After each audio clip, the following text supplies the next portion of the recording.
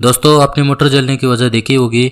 अगर हमारे मोटर को दो फेज सप्लाई मिल गई, यानी हमारे मोटर को एक फेज सप्लाई नहीं मिलता, तो हमारी मोटर दो फेज पे चालू होती है, जिससे हमारी मोटर जल सकती है। तो दोस्तों मैं किस लिए हूँ, आपने मेरे चैनल को सब्सक्राइब जो किया है तो मैं आपको ऐसा सर्किट बना के दूंगा जिससे आपकी मोटर दो फेज पे चालू ही नहीं होगी। और दोस्तों यह ज़्यादा महंगा भी नहीं होगा। तो दोस्तों इस सर्किट को बनाने में हमें क्या क्या मटेरियल की ज़रूरत होगी वो एक बार देख लेते हैं। तो हम कॉन्टैक्टर और कनेक्टर लेते हैं। आपने देखा होगा कॉन्टैक्टर हमारा 440 वोल्ट पे काम करता है। उसके बाद हम एक रिले लेते हैं जो कि हमारे मोटर को ओवरलोड से प्रोटेक्शन देगा। एक 4 पोल का एमसीबी लेते हैं। एक 220 वोल्ट का पाइप इन का रिले लेते हैं। और दोस्तों सबसे ज़रूरी बात, हम एक 3 फेज की मोटर लेते हैं जिसका हमें यह सर्किट बनाना है। तो दोस्तों इस सर्किट में अलग से हमें सिर्फ एक 5 पिन का रिले दिखाई देता होगा, तो इसी रिले का यूज़ करके हम ये सर्किट बनाने वाले हैं। तो आगे वीडियो में हम सबसे पहले नॉर्मल सर्किट से देखेंगे जो कि आप में से हर एक यूज़ करता है। उसके बाद मैं आपको एक छोटा सा ट्रिक बताऊंगा जिससे आपकी मोटर दो फेज में चालू ही नहीं होगी। और इसमें खर्चा लगभग 100 से 200 लगेगा, जो कि रिले की प्राइस होगी। तो दोस्तों सबसे पहले हम पावर वायरिंग देख लेते हैं। पावर वायरिंग आप सबको मालूम ही होगा। तो हम एमसीबी को 3 फेज सप्लाई और न्यूट्रल कनेक्ट करते हैं।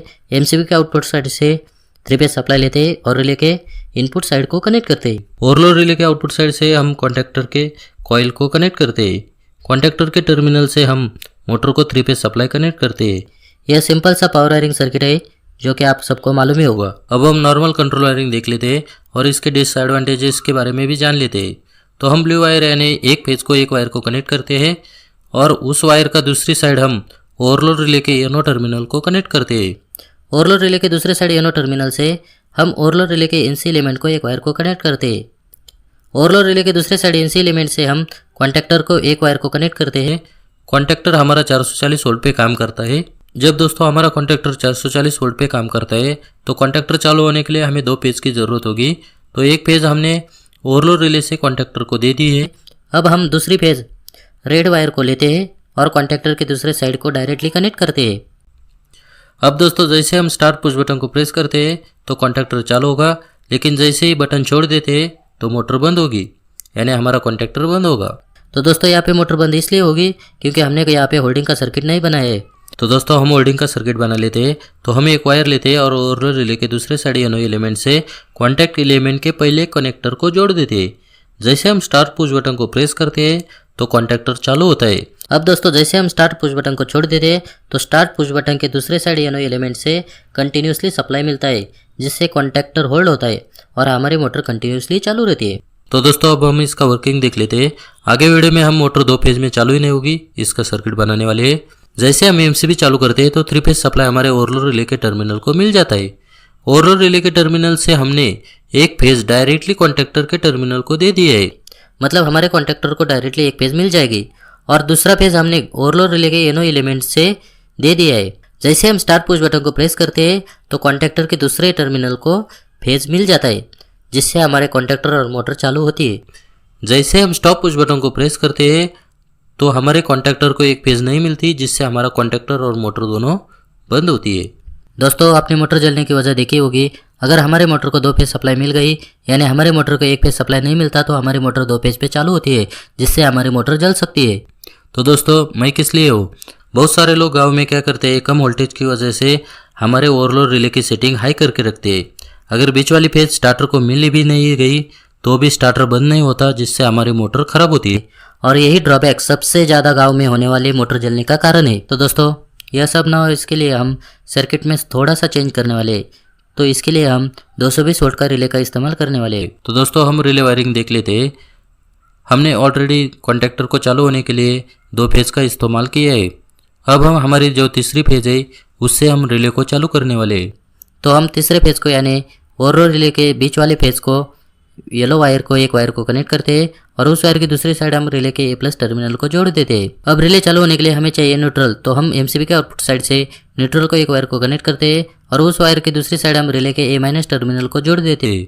आप दोस्तों बोलोगे इससे क्या फ़र्क होगा, रिले तो चालू या बंद होगा, लेकिन कॉन्टैक्टर को 2 फेज वैसे भी मिलने वाली है, जिससे कॉन्टैक्टर चालू होगा। तो दोस्तों इस वीडियो का मेन टॉपिक ये है, हमने रिले को तो चालू कर दिया है, लेकिन कॉन्टैक्टर में जो एक फेज कनेक्ट कर दिया है उसे हम डायरेक्ट ना देके हम रिले के एनो से घुमा के कॉन्टैक्टर को देने वाले। तो हम क्या करेंगे, रेड वायर को सबसे पहले हम रिले के कॉमन टर्मिनल को कनेक्ट कर देंगे।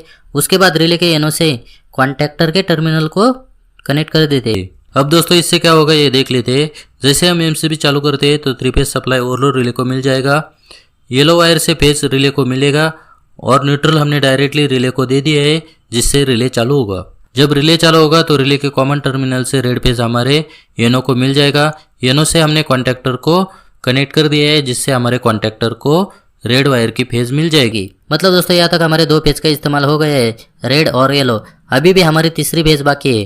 तो दोस्तों ब्लू फेज को हमने ओवरलोड रिले से घुमा के कॉन्टैक्टर के दूसरे टर्मिनल को दे दिया है। अगर हम स्टार्ट पुश बटन को प्रेस करते हैं तो कॉन्टैक्टर को फेज मिल जाएगी, जिससे कॉन्टैक्टर और मोटर चालू होगी। अब मोटर तब तक चालू रहेगी जब तक हम खुद मोटर को बंद नहीं करते या अगर कोई फेज फेल्यूर नहीं होता। तो दोस्तों अब हम वर्किंग देख लेते हैं, यानी हमारी कोई भी फेज चली गई तो मोटर कैसे काम करेगी, रिले कैसे काम करेगा, कॉन्टैक्टर कैसे काम करेगा, यह सर्किट देख लेते हैं।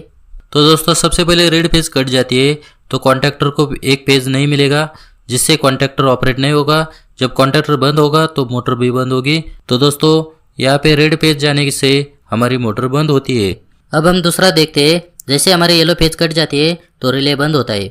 जब रिले बंद होता है तो जो हमने रिले के कॉमन को जो रेड फेज कनेक्ट किया है वो हमारे रिले के येनो को नहीं मिलेगी। जब रिले के येनो को ही फेज नहीं मिलेगी तो हमारे कॉन्टैक्टर को भी फेज नहीं मिलेगी, जिससे हमारा कॉन्टैक्टर बंद होगा। जब कॉन्टैक्टर ही बंद होगा तो हमारी मोटर भी बंद होगी। अब दोस्तों जैसे ब्लू फेज जाती है तो हमारे कॉन्टैक्टर को ही फेज नहीं मिलेगी, जिससे कॉन्टैक्टर और मोटर दोनों बंद होगी।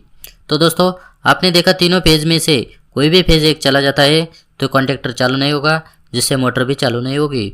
इस सर्किट का बहुत बड़ा एडवांटेज यही है कि तीनों पेज चालू हो गए तो ही हमारी मोटर चालू होगी, अदरवाइज हमारी मोटर चालू नहीं होगी। जैसे स्टार पुश बटन को प्रेस करोगे और तीनों फेज होगी तो ये हमारी मोटर चालू होगी। स्टॉप पुश बटन को प्रेस करते ही हमारी मोटर बंद होगी। अगर हम एमसीबी को बंद करते हैं तो भी हमारी मोटर बंद होगी। उम्मीद है दोस्तों आपको इस वीडियो में कुछ नया सीखने को मिला होगा।